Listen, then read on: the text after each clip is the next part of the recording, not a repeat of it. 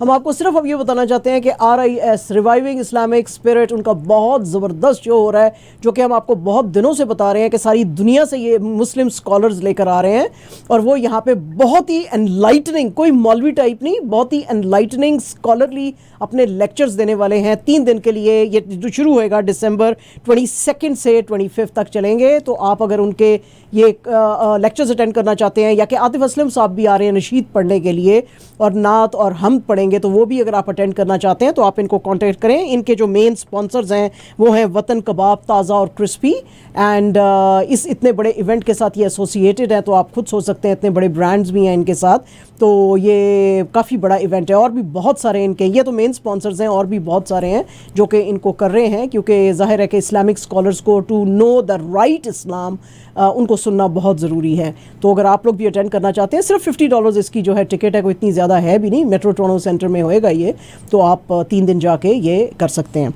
और जनाब अब हम चलते हैं डायरेक्टली अपनी खबरों की तरफ, क्योंकि जैसे कि माजिद भाई ने बताया, माजिद भाई को छोड़ना हमने नहीं है, क्योंकि मुझे बोरी हमेशा तैयार रखते हैं, बोरी में डाल के मारूंगा, बोरी में डाल के मारूंगा। आज वो बोरियां जो है गायब हो चुकी हैं हमारे 770 के सेंटर से, तो आज हम पूछेंगे वो बोरियां कहाँ गई, वो बोरियां कौन ला रहा था, वो बोरियां कौन दिला रहा था, वो बोरियां और कौन दिखा रहा था वो बोरियां। कल का दिन बाकी है। अच्छा, ठीक है, कोई नहीं, हम तो आज में जीते हैं ना। तो आज शुरू करेंगे। आज वैसे कमाल कर दिया आपने, आपकी प्रेडिक्शन 100% राइट थी। हाँ। एक ही मैच था। हाँ जी, ऐसे। अच्छा जनाब, आज ट्रूडो साहब जो हैं उन्होंने प्रिंस करीम आगा खान को उनके 86th बर्थडे के ऊपर बहुत ज़्यादा मुबारकबाद दी है। उन्होंने कहा कि इनके जो वैल्यूज़ हैं बिल्कुल हमारे साथ मिलते हैं। 100,000 जो है इस्माइली मुस्लिम्स जिनके के ये स्पिरिचुअल लीडर हैं वो यहाँ पे कनाडा में रहते हैं और कनाडा के ऑनररी सिटीजन भी हैं। इन्होंने बहुत ज़बरदस्त यहाँ पे काम किया है। Ottawa based global centre for pluralism और Toronto based Aga Khan museum, जो कि first Islamic museum in North America है, वो इन्होंने खोला है। और आज का दिन इसलिए भी खास है, ट्रूडो साहब ने कहा कि हम 50th anniversary of arrival of Ismailis in Canada जो है वो मना रहे हैं। तो उन्होंने काफ़ी इनको जो है ट्रिब्यूट्स पेश किए हैं। और खैर प्रिंस करीम आगा खान की शख्सियत भी ऐसी है, आपको पता ही है कि आगा खान फाउंडेशन जो है पाकिस्तान में भी और ऐसे बहुत सारे पुअर कंट्रीज़ जो हैं उनके अंदर अपनी फाउंडेशंस चलाती हैं और बहुत अच्छा काम करते हैं।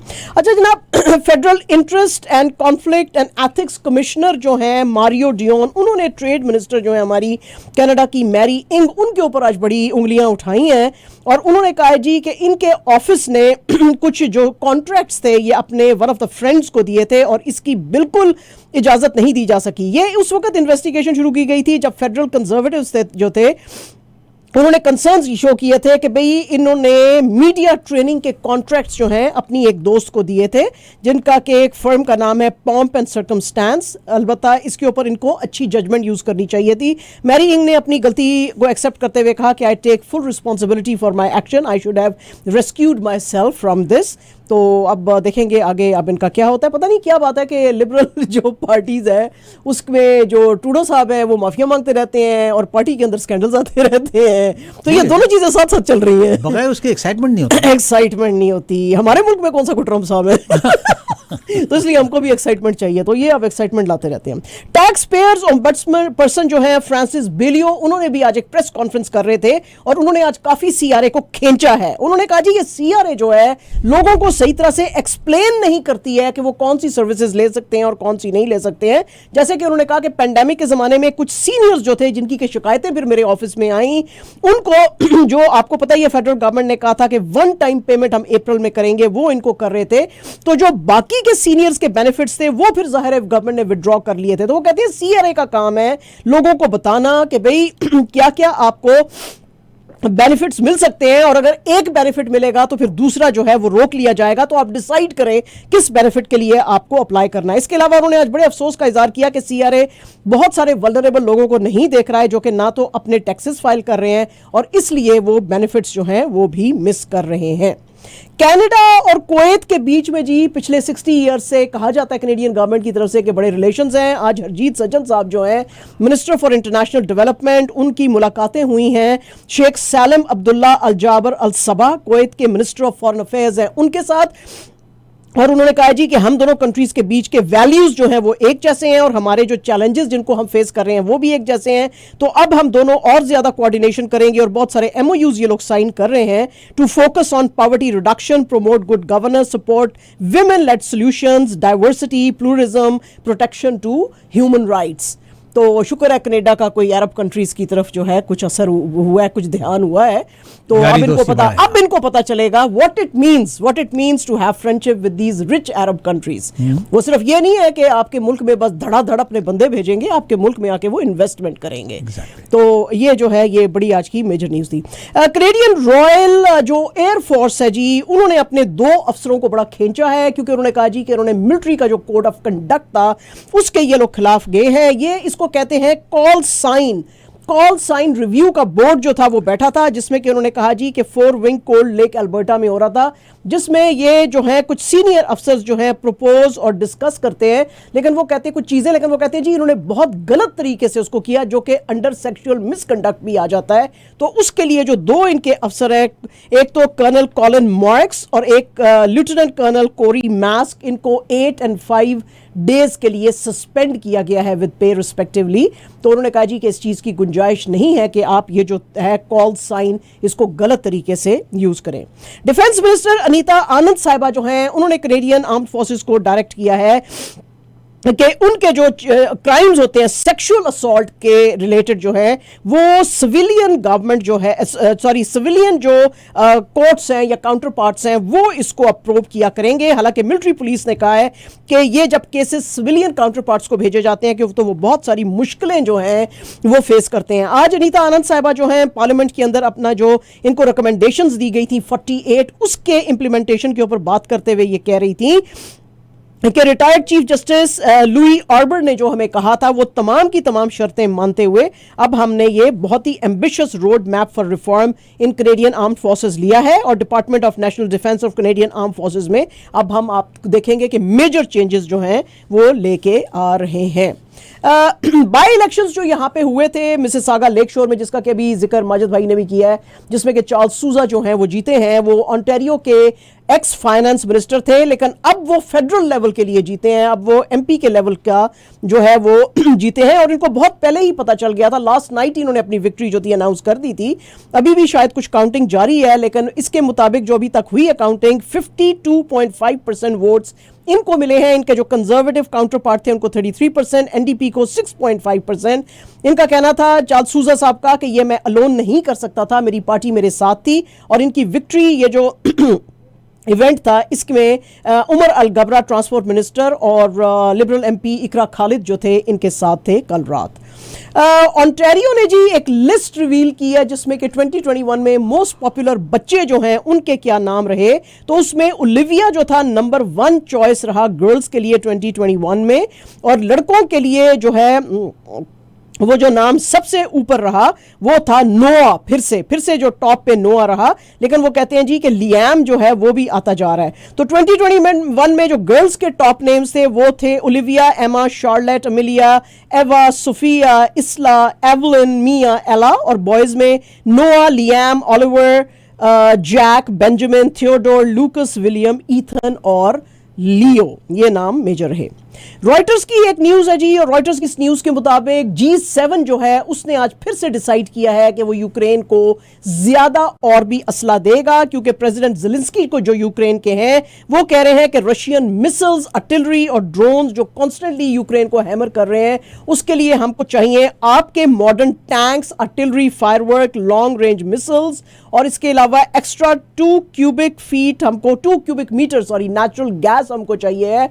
उसकी वजह यह है कि रशिया से अब हमारी गैस नहीं आ रही है और कंट्री जो है ज्यादा उसका हिस्सा बहुत ज़्यादा लोड शेडिंग उसमें चल रही है और अंधेरे में चला गया है, तो इसकी भी आज मंजूरी दी गई है। तो इन्होंने यूरोपियन यूनियन के जो ये फॉरेन मिनिस्टर्स हैं इन्होंने कहा है कि 2.1 बिलियन का फंड जो है इसके लिए रखा जाएगा और इनको दिया जाएगा ताकि अपनी मुश्किलें जो है यूक्रेन ख़त्म कर सके। इसके अलावा 27 मेंबर EU जो कंट्रीज़ हैं उन्होंने आज ग्रांट किया है ऑफिशियली, यानी कि मान गए हैं कि बोस्निया हर्ज़ेगोविना को वो देंगे जो है candidate stature. In fact just Bosnia. और यहाँ पे ब्रसल्स में ये ईयू के जो फॉरेन अफेयर्स मिनिस्टर्स हैं इनकी मीटिंग हो रही थी और उन्होंने कहा जी हमारा बड़ा कंसर्न है चाइना और रशिया की तरफ से कि बॉल्कॉन्स के अंदर वो बहुत ज़्यादा अपना इन्फ्लुएंस जो है बढ़ा रहे हैं। तो ऑफिशियली जो है वो अब ये समिट में जो ब्रसल्स में हो रहा है उसमें साइन किया जाएगा ये एग्रीमेंट और बॉस्निया को दिया जाएगा, जिसमें कि इनका कहना था ईयू कंट्रीज़ का कि हम बहुत क्लियर मैसेज चाइना और रशिया को भेजना चाहते हैं कि आप अपना इन्फ्लुएंस यहाँ तक बॉल्कॉन्स तक नहीं ला सकते हैं। ऑस्ट्रेलिया के अंदर आज बड़ा अफसोस का वाकया हुआ जी। यहाँ पे एक प्राइवेट प्रॉपर्टी के ऊपर गोली चली जिसकी वजह से 6 लोग इंक्लूडिंग 2 पुलिस ऑफिशियल्स जो हैं उनको गोली मारी गई और 4 ऑफिशियल्स जो थे उनको बुलाया गया था इस प्रॉपर्टी के ऊपर क्योंकि वो कह रहे थे जी कि यहाँ पे एक आदमी जो है वो बहुत वायलेंस दिखा रहा है और वो बंदूक लेके इधर जो है गोलियां चला रहा है। तो जब पुलिस वाले पहुंचे तो वहाँ पे 2 जो थी उनको तो वो बिल्कुल क्योंकि ओपन में खड़े हुए थे उस प्रॉपर्टी में, उनको गोली मार के उस आदमी ने मार दिया। तीसरा जो था पुलिस ऑफिसर उसको भी गोली लगी लेकिन इतना ज्यादा वो जख्मी नहीं हुआ और चौथा जो था एस्केप कर गया और उसने फिर बुलाया और पुलिस कमिश्नर के कहने पे फिर वहां पे और पुलिस भेजी गई और फिर उस आदमी को जो है वो पकड़ा गया। तो ये इसने बड़ा रेज किया है कंसर्न वहां पे क्योंकि ये जो इलाका है क्वींसलैंड का ये काफी काम है, इसमें कभी इस तरह के शूटिंग के जो है वो वाकयात होते नहीं है। तो अब वो वहां पे कह रहे हैं कि क्या इसका ताल्लुक वैसे भी ओवरऑल ऑस्ट्रेलिया में या न्यूजीलैंड में ये काम होते नहीं है, बहुत कम है इस तरह के क्राइम्स, ऐसे गोली बंदूक लेके कोई घुस जाए प्राइवेट प्रॉपर्टी में और गोलियां चलाए तो ये बहुत ही कम है। तो ये उसके ऊपर आप प्रो बिठाएंगे। एसोसिएटेड प्रेस की आज न्यूज है and this is being celebrated through out Europe. अभी 4 घंटे पहले ये खबर आई है और बहुत ज्यादा यूरोप के अंदर इसको सेलिब्रेट किया जा रहा है। यूएस एनर्जी सेक्रेटरी जेनिफर गनहोल्म जो है उन्होंने अनाउंस किया है कि इस मेजर साइंटिफिक ब्रेक थ्रू जो कि कई डेकेड से जिसके ऊपर रिसर्च चल रही थी वो हमने आज हासिल किया है, that is to get fusion energy, वो फ्यूजन एनर्जी जो कि पावर करती है सन को और स्टार्स को। So this is a major breakthrough in science. Researchers at Lawrence Livermore National Laboratory in California जो है उन्होंने आज ये अनाउंस किया कि they have been able to produce more energy in fusion reaction और उसकी वजह से वो इसको कह रहे हैं एनर्जी गेन। तो इसकी वजह से वो कह रहे हैं कि एडवांसमेंट्स आएंगे नेशनल डिफेंस और क्लीन पावर के अंदर जो है। तो इनका आज जेनिफर ग्रैनहोल्म का कहना था कि हिस्ट्री बुक्स में ये बहुत ही मेजर और एक लैंडमार्क अचीवमेंट के तौर पे जाएगा। द वायर के जो सीनियर जर्नलिस्ट हैं करण थापर साहब जनाब आज उन्होंने फिर से एक बड़ा मेजर इंटरव्यू लिया है कर्नल अजय शुक्ला से। कल हमने आपको बताया था कि लाइन ऑफ एक्चुअल कंट्रोल के ऊपर झड़पें हुई थी कुछ चाइना और इंडिया के बीच में और जिसमें कि इंडियन फॉरेन मिनिस्ट्री ने इसको रद्द करते हुए कहा था कि कोई ऐसी खास जो है इंजरीज नहीं आई। अजय शुक्ला साहब का जो आज इंटरव्यू लिया है करण थापर साहब ने, उन्होंने कहा कि ये बिल्कुल गलत है। तवांग के अंदर जो LAC के ऊपर ये जो लड़ाइयां हुई हैं यांगजी के एरिया में, यहां पे मुझे पता चला है अपने सोर्सेज से कि 35 इंडियन सोल्जर्स बहुत जख्मी हुए हैं और 7 उसमें से सीरियस हैं। उन्होंने कहा कि ये एक्सट्रीमली सीरियस किस्म की कंडीशन है और इसके ऊपर गवर्नमेंट का कुछ ध्यान होना चाहिए। ये 25 मिनट का इंटरव्यू है जो कि कर्नल शुक्ला ने करण थापर को दिया है और ये आपको पता ही है कि अगर आप इंडिया की न्यूज़ फॉलो करते हैं, सीनियर ये स्ट्रेटेजिक अफेयर्स एडिटर हैं बिजनेस स्टैंडर्ड के, तो उसके ऊपर इन्होंने बात करते हुए उन्होंने कहा जी कि ये जो डिफेंस मिनिस्टर राजनाथ सिंह आज लोकसभा में कह रहे थे कि कोई इंजरीज नहीं आई, ये बिल्कुल गलत है और इसके ऊपर जो है बहुत सीरियस एक्शन लेने की जरूरत है। इसका मतलब है कि चाइना पीछे स्टेप बैक नहीं कर रहा है हमारे इन इलाकों से, तो इसको क्यों इतना अंडर प्ले किया जा रहा है। लेकिन इसके साथ ही उन्होंने कर्नल साहब ने कहा कि इसमें पिछले 48 आवर्स में दोनों कमांडर्स जो हैं इंडिया और चाइना के उनके बीच में कुछ बातचीत तो हुई है, but this should be taken very very seriously, which means कि हम वल्नरेबल हैं और चाइना हमारे ऊपर कभी भी अटैक कर सकता है। तो ये बड़ा इंटरेस्टिंग आज का इंटरव्यू था। ANI की न्यूज़ के मुताबिक जी आपको पता ही है जो हम बात जिस सिनेरियो में कर रहे हैं, कल भी हमने आपको बताया था कि चाइना और इंडिया के बीच में ये जो टवांग का एरिया है LAC के ऊपर लाइन ऑफ एक्चुअल कंट्रोल पे जो लड़ाइयाँ हुई हैं उस पर बात करते हुए आज जो कांग्रेस के मेजर सीनियर जो लीडर हैं शशि थरूर साहब, उन्होंने आज राजनाथ सिंह जो हैं इंडिया के डिफेंस मिनिस्टर, उससे बात करते हुए कहा है कि हमको दुनिया को बहुत ज़्यादा एक क्लियर मैसेज देने की ज़रूरत है कि बेशक हम ऑपोजिशन में बैठे हैं लेकिन हम अपनी गवर्नमेंट और अपनी आर्म्ड फोर्सेस के साथ खड़े हुए हैं और अगर कोई भी चाइना ने यह हरकत की तो हम पीछे नहीं रहेंगे। इसके अलावा और बहुत सारे जो हैं सीनियर जो लॉ मेकर्स हैं उन्होंने कहा कि यह बड़ी सीरियस बात है और हिंदुस्तान को अपने बॉर्डर्स के ऊपर बहुत ज्यादा फोकस करने की जरूरत है। चाइना का क्या है, चाइना तो हमेशा इस तरह की हरकतें करता है और इंडिया को ब्लेम करता है, लेकिन आपको अपने बॉर्डर्स के ऊपर नजर रखनी पड़ेगी। आज इसको अपोजिशन की तरफ से जब यह आया कि हम अपनी गवर्नमेंट के साथ खड़े हैं तो लोगों ने आज इसको काफी पसंद किया कि एटलीस्ट किसी एक बात पे जो है वो अपोजिशन गवर्नमेंट के साथ खड़ी है। लेकिन अपोजिशन का कहना है कि this is the matter of national interest और नेशनल इंटरेस्ट में हम हमेशा गवर्नमेंट के और अपनी आर्म्ड फोर्सेस के साथ खड़े रहेंगे। टीएमसी की यानी तृणमूल कांग्रेस की एमपी जो है महुआ मोइत्रा, उन्होंने आज जो है बहुत ज्यादा खींचा है मोदी जी की गवर्नमेंट को और सेंट्रल गवर्नमेंट को, और उन्होंने ये जो फाइनेंस मिनिस्टर हैं निर्मला सीतारमण, उनको कहा है जी कि आप आके मुल्क की इकोनॉमी को बचाएं क्योंकि बीजेपी कॉन्स्टेंटली झूठ बोल रही है। आज ये लोकसभा में बात कर रही थी और इन्होंने कहा जी कि सेंट्रल की गवर्नमेंट कह रही है कि हम तो बहुत ज्यादा तरक्की कर रहे हैं और हम तो बहुत आगे चल रहे हैं, लेकिन गवर्नमेंट का खुद का जो नेशनल स्टैटिस्टिकल ऑफिस का जो डाटा आया है वो शो कर रहा है कि हिंदुस्तान का इंडस्ट्रियल आउटपुट श्रिंक कर गया है 4% से अक्टूबर में to 26 months low. Manufacturing shrink की है 5.6% से। 17 इंडस्ट्रियल सेक्टर्स जो है वो नेगेटिव में चले गए हैं और फॉरेक्स रिजर्व जो है वो गिर गए हैं, $72 बिलियन से नीचे आ गए हैं इन 1 ईयर। यानी कि इतना पैसा कम हो गया नेशनल एक्सचेकर के अंदर। तो ये जो गवर्नमेंट कॉन्स्टेंटली कह रही है कि हम अच्छा कर रहे हैं, तो निर्मला सीतारमण जो कि इकोनॉमी की मिनिस्टर हैं, उनको उन्होंने कहा कि भाई आप इन चीजों पे गौर करें और कौम को सच बताएं क्योंकि ये कॉन्स्टेंटली सेंटर की गवर्नमेंट जो है ये झूठ बोल रही है। पाकिस्तान के अंदर इंटीरियर मिनिस्टर राना सनाउल्लाह, जिसका भी जिक्र थोड़ा सा आरफा बाजी ने भी किया है कि उन्होंने कहा कि कुछ हमको निशान मिलते हैं कि पाकिस्तान के अंदर जो कुछ दहशतगर्दी हो रही है हिंदुस्तान की तरफ से हो रही है। आज ये एक प्रेस कॉन्फ्रेंस असल में कर रहे थे जो एडिशनल आईजी पुलिस हैं of counter terrorism department Punjab Imran Mahmood के साथ, उसके ऊपर बात करते हुए राना सनाउल्लाह ने कहा कि बहुत सारे वाकयात जैसे कि खासतौर पे लाहौर का जौहर टाउन का जो इंसिडेंट हुआ जिसमें कि 200 kilograms of explosive materials use किए गए थे जिसमें 3 लोगों की डेथ और 22 बहुत सीरियसली इंजर्ड हो गए थे इंक्लूडिंग 2 पुलिस ऑफिसर्स। ये सारा रॉ का रचाया हुआ ड्रामा था। वो कहते हैं जी कि जिस वक्त हमने काउंटर टेररिज्म डिपार्टमेंट यानी कि सीटीडी को ये सारा चार्ज दिया तो विद इन 16 आवर्स उन्होंने ट्रेस कर लिया था, अलबत्ता इन्वेस्टिगेशन को थोड़ा और टाइम लगा। इनकी आज डिटेल्स बताते हुए उन्होंने कहा जी कि एक पीटर पॉल डेविड नाम का आदमी है जिसका के ताल्लुक 2 रॉ के एजेंट्स अली बुदे और बबलू श्रीवास्तवा के साथ है और इनका हैंडलर पाकिस्तान के अंदर सज्जाद हुसैन है जो कि डेविड की हेल्प करता है। इसने बड़ी चालाकी से ना सिर्फ इनकी हेल्प की बल्कि इनके जो फोन्स कम्युनिकेशंस में यूज हुए थे उस तक को डिस्ट्रॉय कर दिया। ये एक और जो हमने टेररिस्ट के सिलसिले में पकड़ा जियाउल्लाह, वो मेन कल्प्रिट समीउल्लाह हक का भाई था और इनका काम था कि ये पाकिस्तान की तरफ से इनको फैसिलिटेट करते थे। तो हमने जब इन दोनों को ट्रैक करना शुरू किया तो हमें और लीड्स मिली जो कि हमें लेकर गई ईद गुल और उसकी बीवी आयशा गुल की तरफ, जिनको के डेविड ने गाड़ी दी थी और उस गाड़ी के अंदर इन्होंने एक्सप्लोजिव्स लगाए थे और इन्होंने वो गाड़ी, क्योंकि ये पाकिस्तानी नेशनल थे, इन्होंने जाके उस जगह पे जहां पे इनको इंस्ट्रक्शन दी गई थी वहां पे खड़ी की, वो ब्लास्ट किया इन्होंने और उसकी वजह से हमारा जो है इतना नुकसान हुआ। ना सिर्फ इतने लोग मरे और जख्मी हुए बल्कि घर बहुत सारे डैमेज हुए और गाड़ियां बहुत सारी और भी आसपास की ब्लास्ट हुई। तो ये सारा, तो इन्होंने कहा जी कि ये जो समीउल्लाह है अभी भी ही इज एट लार्ज, हम इसको नहीं पकड़ सके हैं, लेकिन हमें पता चला है कि ये रॉ के लिए पिछले 12 साल से काम कर रहा है।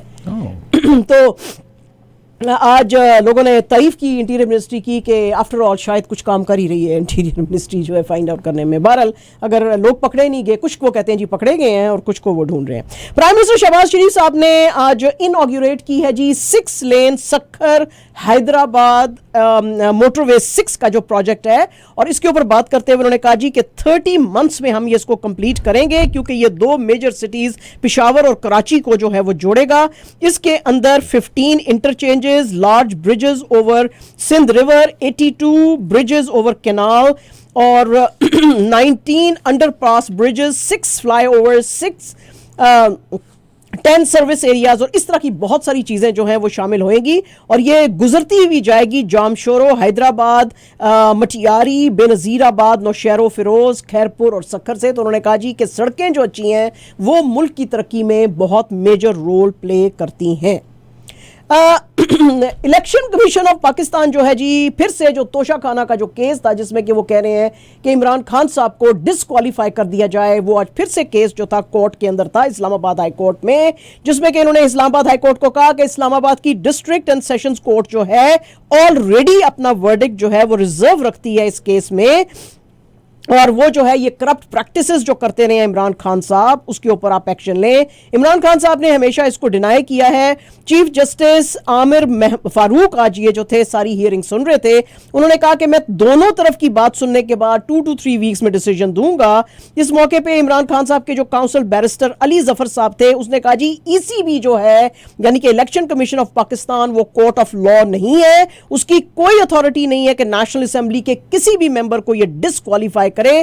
खान साहब ने जो गिफ्ट्स लिए थे अकॉर्डिंग टू रूल्स 20% पेमेंट्स उसकी देने के बाद चालान भी भरे थे, तो उनके ऊपर कोई भी जो है करप्शन का केस नहीं बनता है। इसके मौके पे फिर चीफ जस्टिस आमिर फारूक साहब ने कहा कि मैं नेक्स्ट हियरिंग जो है उस तक एडजर्न करता हूं प्रोसीडिंग्स और ये दिसंबर 20 को नई बातचीत फिर से शुरू होगी। फॉरेन ऑफिस ने आज कहा है जी कि ताजिकिस्तान के जो प्रेसिडेंट हैं अमोमोली रहमान वो अब पाकिस्तान 2-day विजिट पे कल यानी कि वेंसडे को जो है वो आ रहे हैं प्राइम मिनिस्टर शहबाज शरीफ के इनवाइट के ऊपर और इसमें कहा जाता है कि बहुत सारे एमओयूज जो है साइन किए जाएंगे। फॉरेन ऑफिस ने कहा कि दोनों मुस्लिम कंट्रीज के बीच में लॉन्ग हिस्ट्री, रिलीजन और कल्चर का रिश्ता है और हमारे व्यूज भी नेशनल और रीजनल और इंटरनेशनल व्यूज पे एक हैं। ताजिकिस्तान आपको हम बता दें कि पाकिस्तान का क्लोजेस्ट सेंट्रल एशियन नेबर है और ये बहुत ही नैरो एक स्ट्रिप जो है वाखान कॉरिडोर उससे पाकिस्तान से जुड़ा हुआ है। बॉलीवुड की बहुत ही मशहूर आपको देखते ही होंगे आप बहुत सारे आइटम नंबर्स करती हैं नोरा फतेही, उन्होंने एक डेफेमेशन केस डाला है अपनी कॉलीग जैकलीन फर्नांडिस के ऊपर और 15 मीडिया हाउसेस के ऊपर 200 करोड़ एक्सटॉर्शन केस जो है जिसमें कि कॉनमैन सुकेश चंद्रशेखर शामिल है। उस सिलसिले में हुआ यह था कि फर्नांडिस के जो ईडी थी एनफोर्समेंट डायरेक्टरेट उन्होंने इनको बुलाया था और उन्होंने कहा था कि आप उनसे जो गिफ्ट्स लेती रही हैं सुकेश चंद्रशेखर से उसके बारे में आप बताएं, जिसके के ऊपर इन्होंने जैकलीन फर्नांडिस ने इतराज करते हुए कहा था कि आप तो उस लड़की को यानी कि नोरा फतेही को इसके अंदर विटनेस बना रहे हैं जो कि खुद उससे गिफ्ट्स लेती रही है। इस सिलसिले में फिर नोरा फतेही ने इनके ऊपर अब केस डाला है डेफेमेशन का, लेकिन जैकलीन फर्नांडिस के जो लॉयर हैं प्रशांत पाटिल वो कहते हैं जी हम भी पीछे हटने वाले नहीं हैं, हम भी इनके ऊपर काउंटर केस करेंगे। नोरा फतेही ने इसके ऊपर बात करते हुए कहा जब ये लोग इंडस्ट्री में मेरा मुकाबला नहीं कर सकते हैं तो मेरे ऊपर ऐसे झूठे इल्जाम लगाते हैं जो कि मुझे मुश्किल में डाल सकते हैं और मुझे काम जिसकी वजह से नहीं मिलेगा। राज कुंद्रा शिल्पा शेट्टी के हस्बैंड उनको आज बड़ी राहत मिली है पोर्नोग्राफी केस के अंदर, क्योंकि सुप्रीम कोर्ट ने उनको और 4 दूसरे लोगों को जिसमें के एक्ट्रेसेस जो हैं शैरल चोपड़ा और पूनम पांडे भी शामिल हैं, पोर्नोग्राफी केस जो कि इनके ऊपर एलिगेशंस एक औरत ने लगाए थे कि ये डिस्ट्रीब्यूट करते हैं और पुलिस के पास गई थी और उससे बात की थी। तो उस सिलसिले में उन्होंने कहा जी कि हमें सुप्रीम कोर्ट ने कहा हमें कोई इस तरह की मतलब है कि ठोस जो है प्रूफ्स नहीं मिले हैं जिसकी की वजह से हम इनको इंडाइट कर सकते हैं। तो एज अ रिजल्ट इनको जो है उन्होंने बेल जो है और रिलीफ जो है वो दी है। ये केस इनके ऊपर जो है जुलाई 2021 में डाला गया था और उसके बाद राज कुंद्रा को खास तौर पे के ऊपर डाला था और उसके बाद इनको रिलीज तो कर दिया गया था बेल पे, लेकिन फिर से ये केस अभी चल रहा था तो ये वापस आया है। बड़ी इंटरेस्टिंग ये जो गेम्स होती रही हैं जनाब, इसके अंदर अब चूंकि कल जो है फ्रांस भी अब खेलेगा तो फ्रांस के जो फॉरवर्ड हैं एम्बेपे उनकी इसके साथ ही हमारा आज का वक्त खत्म हो रहा है। नहीं जी नहीं, इसकी जो है 23 इयर्स एज है जनाब इसकी और इसने जनाब बड़े ही इक्वल किए हैं अपने जो वर्ल्ड कप के जो टैली है। लायनल मेसी का जो 9 गोल्स का टैली था इसको तोड़ा था, लेकिन आज लायनल मेसी ने एक और गोल कर दिया है तो फिर आगे निकल गए हैं। और जो रोनाल्डो का जो था 8 वर्ल्ड कप्स के गोल्स वो उसको इसने तोड़ा था। इसने जो है आपको पता ही है कि बड़े जबरदस्त गोल्स किए थे जब फ्रांस जीता था रशिया के अंदर, तब भी 2018 में, और फिर उसके बाद अब जो पेरू के अगेंस्ट इसने किया तो ही became the the youngest French goalkeeper, French goal maker in world cup, हाँ जी, world cup history at the age of 19 then. अब इसकी एज 23 ईयर्स एंड 349 डेज है, तो ये भी इसने जो है रिकॉर्ड तोड़ दिया है, क्योंकि यंगेस्ट इनसे पहले पेले थे 17 ईयर्स 249 डेज इन 1958, और इन्होंने जो है बहुत ज़्यादा हिट किए हैं जो अभी भी स्कोर्स जो वर्ल्ड कप अभी चल रहा है नॉकआउट स्टेजेस में, जिसकी की वजह से इनकी टीम अब जीत के सेमीफाइनल में आई है। और जनाब आज लायनल मेसी लेड अर्जेंटीना ने 3-0 से क्रोएशिया को हटाया। बस हम इतनी बात करेंगे, इससे आगे चलेंगे इससे ज्यादा हम बात नहीं करेंगे। अच्छा जी जनाब, फीफा के अंदर अब जो सेमीफाइनल्स और फाइनल के अंदर जो फुटबॉल यूज हो रहा है जनाब, ये बड़ा ही डिफरेंट है। ये जो बाकी के मैचेस हो रहे थे उनसे ये डिफरेंट है, क्योंकि इसको चेंज किया गया है। इससे पहले जो यूज किया जा रहा था वो अल रिहला था, अब अल हिल्म आ गया है, जो कि एडिडास ने डिजाइन किया है। अल हिल्म का मतलब है अरबिक में ड्रीम, और अल रिहला का मतलब था द जर्नी। ये जो नया फुटबॉल है इसके अंदर ऐसी टेक्निक उन्होंने डाली है जिसकी के वजह से ये ट्रैक कर सकता है और रेफरी के डिसीजन तक को देख सकता है और बता सकता है। अल हिल्म का जो डिजाइन है वो जो दोहा के डेजर्ट्स हैं उनको हाईलाइट करता है, और इससे पहले अल रिहला का जो बनाने का कॉन्ट्रैक्ट था वो इंडोनेशिया की ईस्ट जावा फर्म को दिया था, जिसने के 1 million souvenir world cup footballs बनाए थे, जो ब्राजील, यूके, यूएस, जर्मनी और यूएई, हाँ ये जो सारे पहले के थे वो उन्होंने बनाए थे, पाकिस्तान के सियालकोट ने बनाए थे। और उसके बाद कुछ जो थे ये जो सुवेनियर्स थे ये इनको दिया था इंडोनेशिया की टीम को, तो ये इन्होंने सुवेनियर्स जो थे वो भेजे थे। और ये जो अब नया है अल हिल्म जो है ये एडिडास ने बनाया है, तो this model is by Adidas. And जनाब absolutely our last news is about Naseem Shah, 19 years हमारा बेबी जो है, ये बेबी अब जरा लग रहा है कि ये ठीक हो गया। आपको पता ही है कि इसको इंजरी आ गई थी तो इसको रेस्ट दिया गया था, इसीलिए ये सेकंड टेस्ट में भी इंग्लैंड के खिलाफ नहीं खेल सका था। आपको पता है पाकिस्तान की क्रिकेट टीम ऑलरेडी बहुत सफर कर रही है, क्योंकि शाहीन शाह अफरीदी और हारिस रऊफ दोनों इंजर्ड हैं, तो वो भी नहीं खेल रहे हैं। लेकिन अब तीसरे मैच में जो कि टेस्ट मैच में जो कि कराची में होने वाला है, लग रहा है कि नसीम शाह वापस आ जाएंगे, और ये बहुत ही जरूरी है अगर पाकिस्तान ने एटलीस्ट एक टेस्ट मैच जो है वो जीतना है। पाकिस्तान प्लेयर्स इंजर्ड हैं, हाँ प्लेयर्स मासूम है वैसे भी, और वो रेफरी ने डिसीजन भी गलत दिए हैं घरों को खुश करने के लिए, तो उसने सोचा कि यार मैं अपनी रोटियां पकियां कर रहा हूं, मेहमानदारी भी की हमने। हाँ हमने बड़ा प्यार दिखाया, हमने कहा तुसी इतने दिनों के बाद आए हो तो फिर आंदे रहो आंदे रहो, हम हारते रहेंगे आप आते रहो। नहीं मगर तीसरे में नहीं करेंगे हम, तीसरे में हम नहीं हारेंगे, नहीं तीसरे में बेशक हम सीरीज हार गए लेकिन तीसरा नहीं हारेंगे, तीसरा नहीं हारेंगे, तीसरे में हम बता देंगे एक्चुअल हम हैं कौन। अच्छा क्रोएशिया ਜਿਹੜਾ ਹੈ ਵੀ ਉਹ ਤੇ ਬੈਠ ਗਿਆ ਹੈ। ਹੁਣ ਦੇਖੋ फ्रांस ਤੇ मोरक्को कौन, अच्छा स्विट्जरलैंड जीतेगा, बिल्कुल ठीक है, वेरी गुड माजिद भाई, बिल्कुल ठीक है। ये मेरी एक पार्टनर है, उन्होंने कहा था कि वो 2 टीमों के मैच हो रहे, कौन जीतेगा? स्विट्जरलैंड। अच्छा जी, आज जो है मैं कह देती हूँ फिर से कि जैसे मैंने कहा था अर्जेंटीना जीतेगा, वो जीता है, और इसी तरह जो है फ्रांस और क्रोएशिया के बीच में मैं कह रही हूँ क्रोएशिया नहीं, मोरक्को, फ्रांस एंड मोरक्को के बीच में मैं कह रही हूँ फ्रांस जीतेगा। बट मोरक्को का यहां तक पहुंच जाना इज अ बिग, आपको पता है अरब वर्ल्ड में कितनी सेलिब्रेशन हुई है, सब लोग भूल गए हैं कि मैं सऊदी हूं, कतारी हूं, बहरेनी हूं, यूएई का अरब हूं, कौन हूं, हर किसी ने सेलिब्रेट किया मोरक्को की इस स्टेज तक पहुंचने के लिए। ठीक हो गया, इंशाल्लाह हम कल फिर एक और मैच हार के बात करेंगे। आप तो फिर भी सही है, वो हमारे यहाँ पर आमिर हैं, उन्होंने ब्राजील को, स्पेन को, क्रोएशिया को पिक किया था, उतनी तो कितने बाहर हैं, तो फिर कंबल कुट किसकी होनी चाहिए? वो बोरी जो है उसको मंगवा लें जो आपने मेरे लिए मंगवाई थी ना, वो उसको डाल के मारे आप। उसकी एक नहीं है, उसकी 3 टीमें थी, एक हारी उसने दूसरे को पिक किया, दूसरी हारी उसने तीसरे को पिक किया, तीसरी हारी, अब कह रहा है वो मोरक्को को पिक कर रहा है वो। बस गया फिर मोरक्को मस्कीन। बाकी की बातें कल